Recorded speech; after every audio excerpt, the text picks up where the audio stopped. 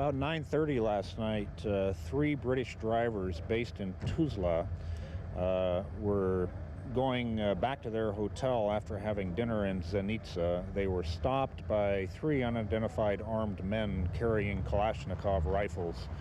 They forced the three drivers into the back of the vehicle, drove them about 3 kilometers out of town, forced them out of the car.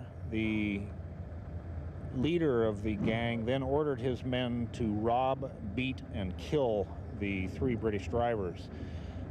They immediately shot one driver, killed him. The other two began running. One was shot in the back, the other was shot in the arm and a leg, but they managed to escape and eventually got back to Zenica. They were treated in the hospital. Unfortunately, one man with 4 children was killed. Well, this kind of an incident, which is obviously cold-blooded murder, is a little bit different than many of those we've had in the past, where people have been hit by mortars, they've been caught in crossfires and firefights and so on. They've been deliberately targeted before, but I mean, this is so vicious and cold-blooded. The High Commissioner for Refugees in Geneva is looking at the situation. We're still gathering details. In the meantime, our convoys continue to run, but with added security.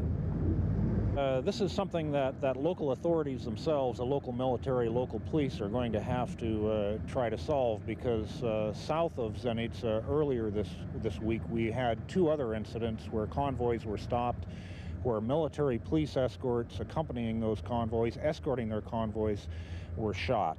6 policemen were shot on Wednesday, 1 was shot on Tuesday. So people are hungry, they're desperate, and this is the sort of thing that happens when people get that desperate.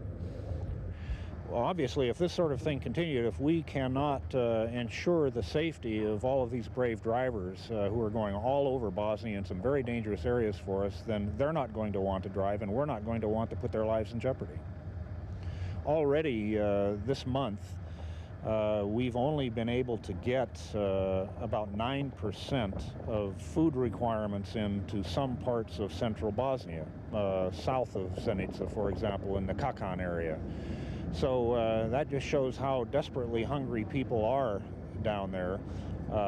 In December, we got less than 20% of food requirements into parts of central Bosnia. So this winter is very, very difficult for these people.